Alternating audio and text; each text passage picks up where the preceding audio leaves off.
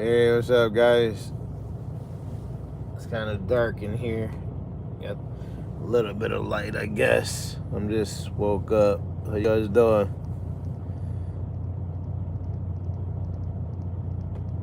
TMI getting bit by those mosquitoes over there.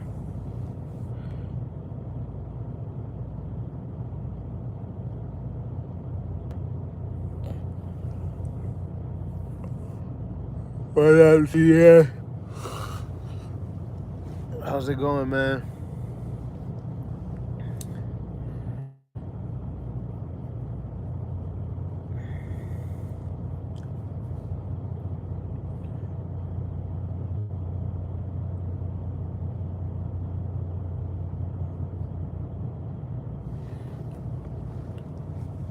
You guys are up early. Early bird gang.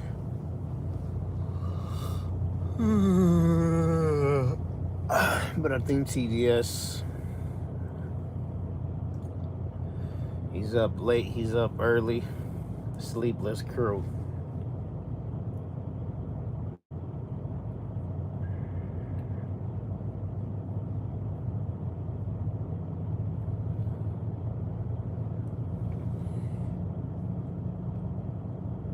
Yeah, we appreciate you, TDS, for real, man. Aloha's cool people, so shout out to Aloha.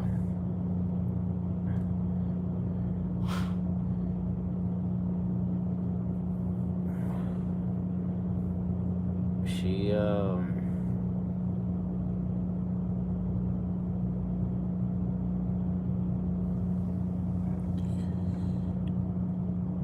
Oh yeah, I was there. I was in Richmond, Virginia,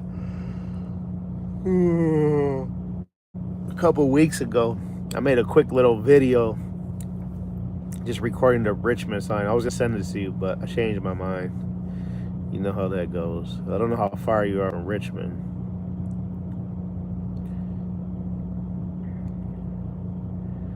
but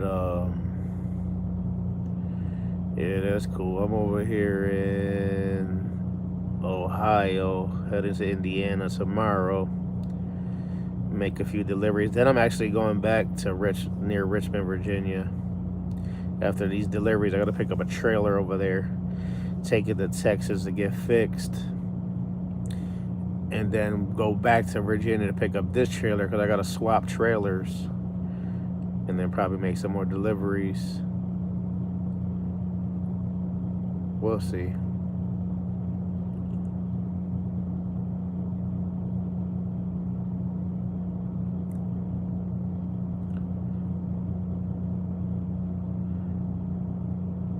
We'll see how it goes. I'm just thankful for another day, another opportunity.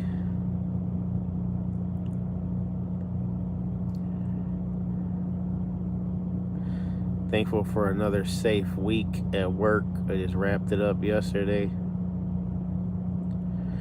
That's what it's about, man. Being thankful for the small things, you know. We focus so much on the big items. I was just listening to the book earlier, and he said something. Of course, I'm not going to remember exactly how it was said, but he said something like something about filling a jar with rocks. He called it the rock. I forgot the name, but he said it's like filling a jar. You got big rocks that are like the important things, and then you have sand, and then you have pebbles.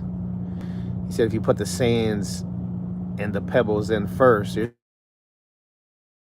rocks. He said put the big rocks in first, then you put the sand and the pebbles, and then everything will fit. So, like, in other words, you know, take care of big stuff first. I thought it was pretty cool the way he explained it.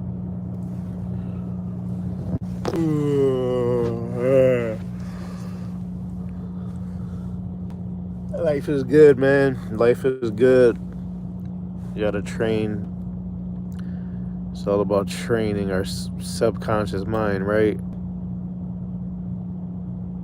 To break out of the negativity. A lot of it has to do with being, you know, how we were raised. If you're raised around, I don't want to sound like I'm shitting on my family because I love my family. I feel like my family did, I come from a good family, with a lot of good people, people that have morals and integrity and showed me, showed me a lot. I mean, every family we got good people in our family, we got bad people in our family. That's every family. But the point I'm trying to make is like, I feel like they could have been a little bit more positive. And what I mean by positive, not just the things they're doing, but the things they say. Like if you're around somebody who's complaining all the time, you're probably gonna complain.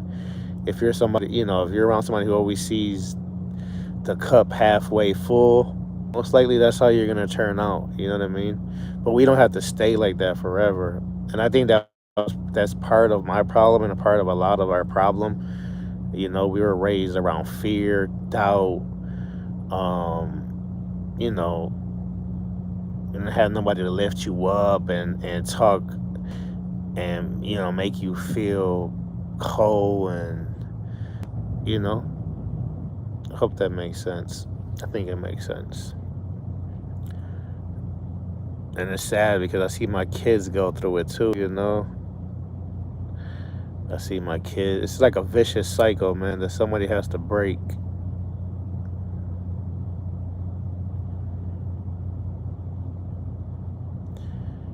Yeah. But it's impossible. I'm not impossible, but if you're the only one, and I'm not saying I am, but if you have, if you're positive and you're showing your kid how to be positive, and but then like for my situation, right, or for any kids that are being raised by parents that are not together, if the father or the mother is showing the positive, teaching the kid to be positive and think positive, but then goes home to their siblings and their other parent, and they're teaching them negative, and not just parents and family, the things that we watch on TV, all our senses, right? What we hear, what we see, what we eat. But I'm doing better. I'm proud of myself. I've been trying to think more positively, talk, give myself credit, talk to my family more, especially my mom. My kids, I don't want to say I gave up on my kids, but my kids are grown. Like, hey, I got to reach out to me sometimes, text me sometimes. Like, this is a two-way street. But my mom, because my mom wants, my mom is always trying to build a relationship with me, and I'm always the one, like, not really, I guess being cold, being, not only cold, but like, just kind of shutting her down. You know what I mean? Like, just like we would talk, and we always had a relationship, but it wasn't. You know what I mean? It was just kind of dull, and it was. I don't want to say mostly my fault because I just feel like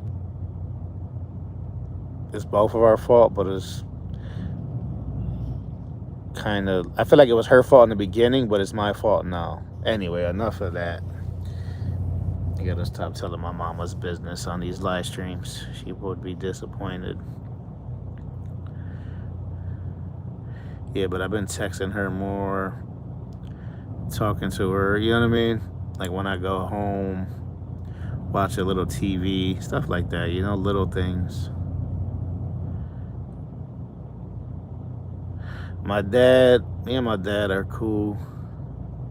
We have more like a friendship relationship. I love him.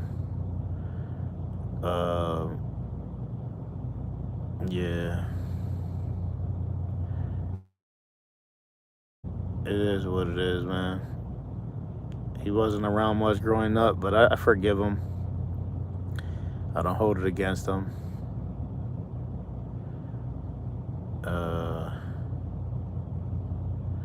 Shout out to my dad. We hang out. Every time I go home, I try to go visit my dad. Obviously, I see my mom. My kids, I mainly see baby Z because she's the youngest. I do reach out to the other ones sometimes, but they're big. Like I said, they got to put in some effort. Baby Z, too. She's getting to the age where she got to start putting in effort, too. And that, as a parent, you always got to put more effort, and you're always going to feel like,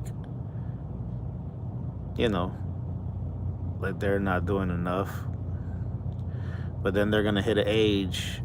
I mean, everybody's different, but they're probably going to be like me, be 40 years old. I don't want to say 40, maybe 30, 20.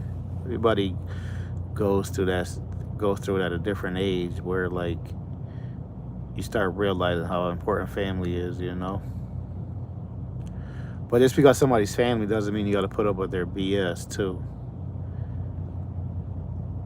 But I just feel like, you know, as long as nobody crossed the line, and there's not too many people in my family that did cross that line. There's probably a couple. I don't want to name who or say who.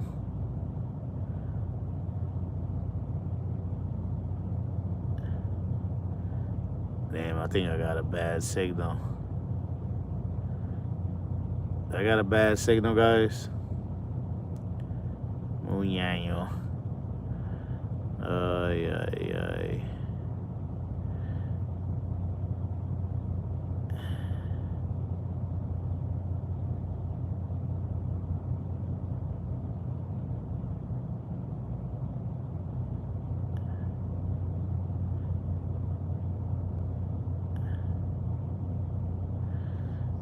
Donut.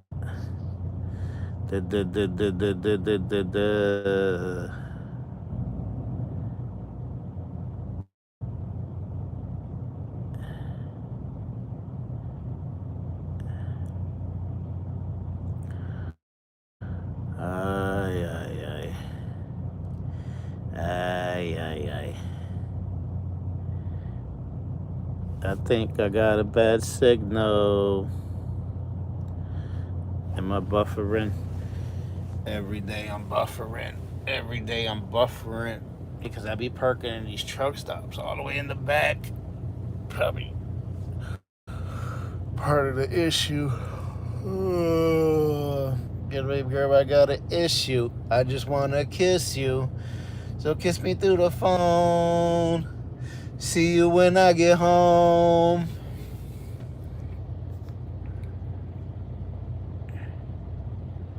And then I can't type because I'm on my cell phone.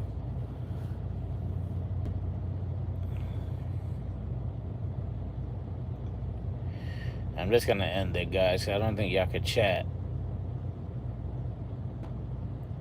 I think I got a bad signal. Siggy. I got a bad siggy. Anyway, at least I went live for 15 minutes.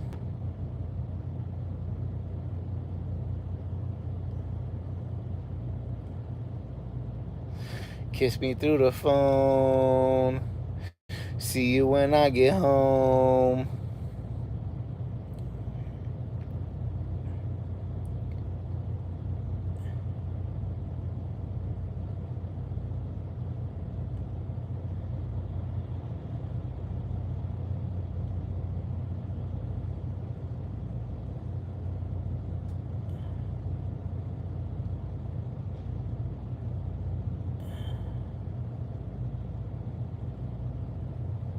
I gotta do laundry.